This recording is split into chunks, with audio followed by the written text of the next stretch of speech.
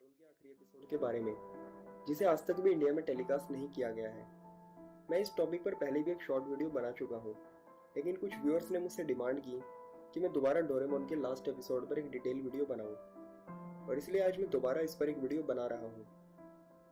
दोस्तों, Doraemon cartoon आप लोगों ने कभी ना कभी जरूर देखा होगा, और आप में से कई लोगों का तो ये मनपसंद कार्टून भी रहा होगा। और बच्चों में तो डोरेमोन की फैन फॉलोइंग इतनी है कि वो इसे सिर्फ एक कार्टून नहीं बल्कि अपनी जिंदगी का एक हिस्सा मानते हैं। इसके आखिरी एपिसोड की कहानी उस समय की है जब नोबिता एक रोबोटिक साइंटिस्ट बन चुका है और टीवी पर उसका इंटरव्यू चल रहा होता है, और जियान और सुनियो एक रेस्टोरेंट में बैठकर उसके बारे में बात कर रहे होते हैं और कहते हैं कि नोबिता इन दिनों टेक्नोलॉजी का सबसे बड़ा जानकार है और पूरे जापान को उस पर नाज है। तभी डेकिसुकी कहता है, क्या तुम्हें डोरेमोन याद है? सुनियो कहता है, हाँ, आज तक भी मैं उसे भूल नहीं पाया हूँ। तभी जियान कहता है, नाम मत लो उस डोरेमोन का, वो हमसे बिना कुछ कहे फ्यूचर में वापस चला गया। हम बचपन में एक साथ खेले और रहे, लेकिन फिर भी उसने हमें बाय तक नहीं कहा। उसने ऐसा क्यों किया? और फिर जियान रोने लगता है। सुनियो उसे शांत करता है। डेकिसुकी कहता है, उस दिन से नोबिता भी काफी बदल गया है। 35 साल पहले हमेशा की तरह नोबिता रोते हुए अपने कमरे में आया, जहां डोरेमोन एक बुक पढ़ रहा था, और नोबिता डोरेमोन से गैजेट मांगने लगा। लेकिन डोरेमोन ने उसकी किसी भी बात का जवाब नहीं दिया, और अचानक डोरेमोन के हाथ से बुक गिर गई। तभी नोबिता कहता है, क्या हुआ है तुम्हें डोरेमोन?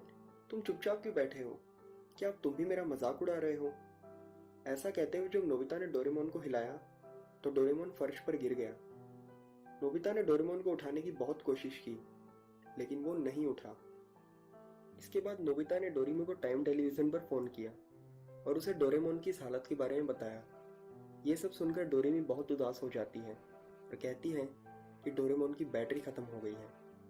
ये सुनकर नोबिता ने चैन की सांस ली और कहा, बस इतनी सी बात थी, मैं तो डर ही गया था।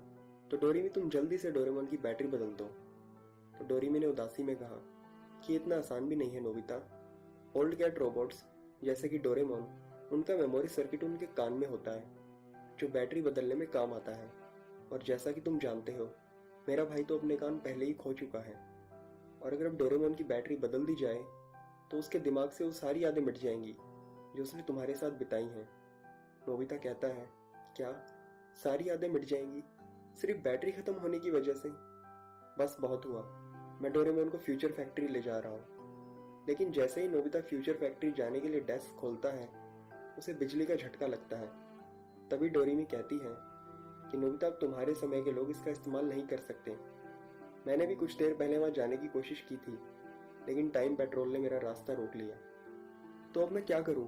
एक आइडिया है। अगर मैं डोरेमोन की पॉकेट से किसी टूल की मदद से उसके कान दोबारा लगा दूं तो उसकी मेमोरी गायब नहीं होगी। तो डोरेमी कहती है कि इस हालत में तुम उसकी पॉकेट का भी इस्तेमाल नहीं कर सकते।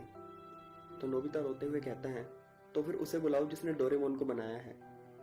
तो डोरेमी कहती है कि हम रोबोट्स के क्रिएटर की जानकारी टॉप सीक्रेट रखी जाती है। नोबिता, तुम्हारे पास सिर्फ दो रास्ते हैं। या तो फ्यूचर फैक्ट्री जाकर डोरेमोन की बैटरी बदल दी जाए, भले ही इससे उसकी याददाश्त चली जाएगी, लेकिन तुम दोनों फिर से साथ रह पाओगे। और दूसरा रास्ता ये है कि तुम्हें तब तक इंतजार करना पड़ेगा जब तक फ्यूचर में डोरेमोन को ठीक करने वाली टेक्नोलॉजी नहीं आ जाती। ये सब सुनकर नोबिता पूरी तरह से टूट गया और डोरेमोन के पास बैठकर रोने लगा और अपने पुराने दिनों को याद करते हुए बोला कि डोरेमोन, तुम्हें याद है हम कितनी जगह एक साथ घूमे, हमने कितने एडवेंचर एक साथ किए। मैं चाहे सही था या गलत, लेकिन तुमने मेरा हमेशा हर चीज में साथ दिया। हम कभी कभी लड़ते झगड़ते भी थे, पर अगले ही पल हम दोस्त भी बन जाते थे। तुम्हारे साथ बिताया हर पल मैं कभी भी नहीं भूल पाऊंगा डोरेमोन। कुछ तो बोलो डोरेमोन। लेकिन डोरेमोन एकदम चुप बैठा रहता है। डोरेमी कहती है, नोबिता, मैं जानती हूँ तुम मेरे भाई से कितना प्यार करते हो और तुम नहीं चाहते कि डोरेमोन की सारी यादें मिट जाएं। इसीलिए तुम थोड़ा इंतजार करो। फ्यूचर में जरूर एक ऐसी टेक्नोलॉजी आएगी जिससे डोरेमोन ठीक हो जाएगा और तुम दोनों फिर से साथ रह पाओगे। उस दिन के बाद नोबिता पूरी तरह से बदल गया और उसने जी जान लगाकर पढ़ाई करनी शुरू कर दी, और पढ़ाई में उसने डेकिसुकी को भी पीछे छोड़ दिया। शिजुका कहती है, नोबिता, तुम्हारे जैसा कोई नहीं, तुम्हें फिर से सबसे ज्यादा मार्क्स मिले हैं।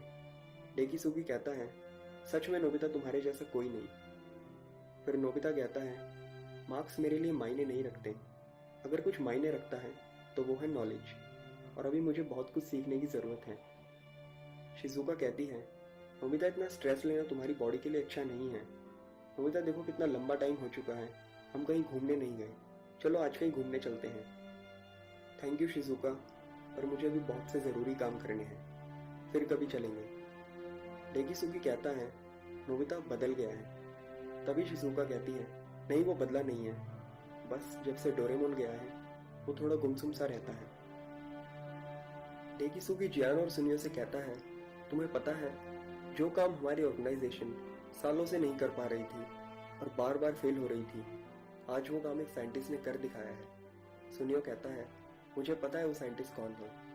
हाँ तुमने सही पहचाना सुनियो, बस एक कसम जो उसने अपने बचपन में खाई थी कि अपने दोस्त डोरेमोन को ठीक करके ही रहेगा, आज 35 साल बाद उसने वो कसम पूरी भी कर दी, जापान का सबसे बड़ा साइंटिस्ट बनकर। आज मैं समझ गया कि नोबिता में कुछ भी नहीं बदला है। नोबिता एक कमरे के अंदर काम कर रहा होता है और तभी वो शिजुका को बुलाता है, और जैसे ही शिजुका कमरे के अंदर आती है वो हैरानी से देखती है कि डोरेमोन एक मशीन के अंदर होता है और नोबिता उस मशीन का स्विच ऑन करता है।